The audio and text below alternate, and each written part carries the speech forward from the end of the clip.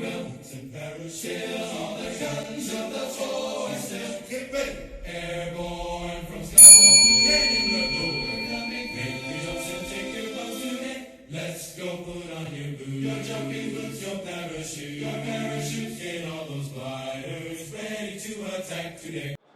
And we're here at Blade Show Atlanta 2024. We have Ricardo Vilar. He is a friend of the channel. He has been featured on Forged in Fire.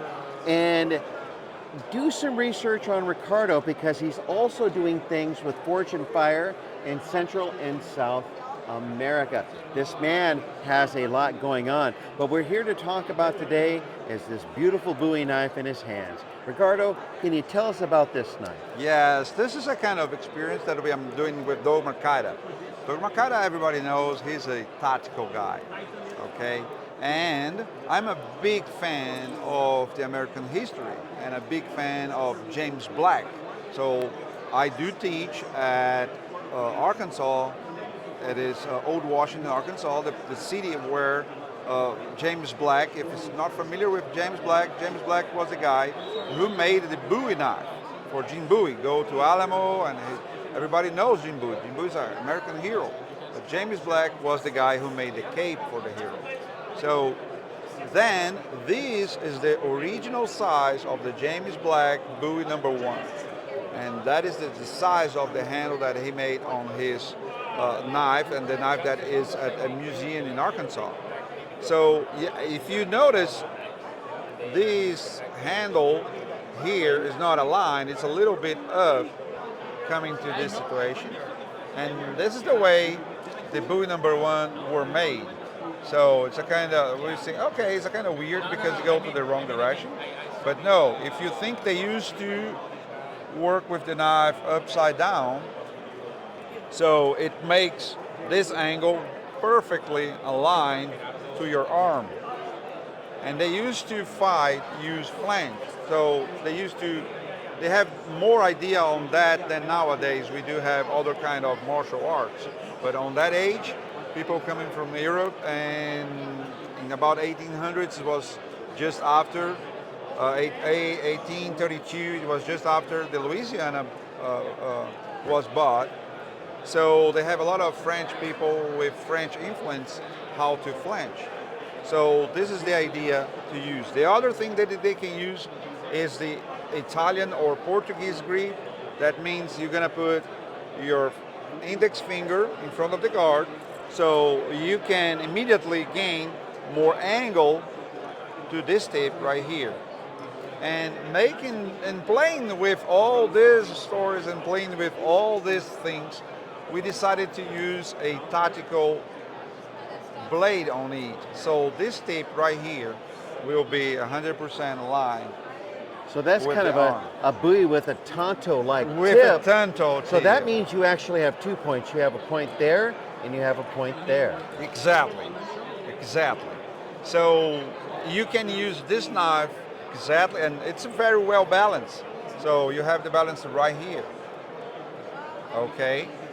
So it means you can feel the balance just a little forward, your index finger, but it's so fast and light. And I'm suspicious to say anything, so I'm going to ask you to hold that and tell you, your followers. Having held this before,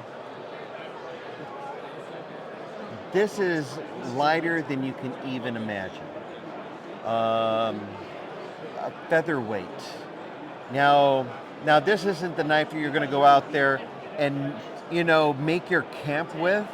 Oh yeah. But this is the knife that you will take with you if you're going to mix it up and things are going to get interesting. Mm-hmm. With this traditional handle style. And also, you can see the clamshell. Now this S-guard is anodized. Yeah, no, it is blued. Like a gun blue. Oh, it's gun blue. Yeah.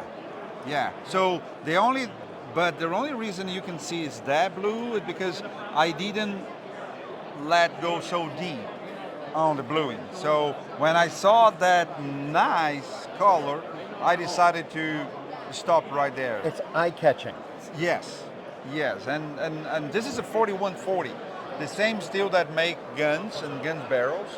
So that's why we could blue in and have that kind of resistance. And what kind of Damascus is that? This is, I call that angel wing pattern. So you can see like feathers coming this direction. So it also means the micro serration that we do have here is going forward. So it has a toothy edge to it. Yes. Yes. So that fine line between, how am I going to explain this? You want a blade that has tooth to grab, that also retains a good edge. Exactly. So this is the point. We cannot see here that very shiny line. Yes. So it's barely, so you can feel the texture here. So that texture is also at on the edge, and that creates the micro serration. So, micro serration, that is amazing. Well, Ricardo, thank you for sharing this beautiful historical knife. That is Thank you for coming. as light as something that I can't even imagine right now. Yeah, just holding it's like amazingly 2 fingers. light. Ricardo, here comes a handshake with whatever hands free of a knife. Thank you so much. Thank Have you. a great show and have a nice day. You too. Parachute on the guns of the force, get ready, airborne.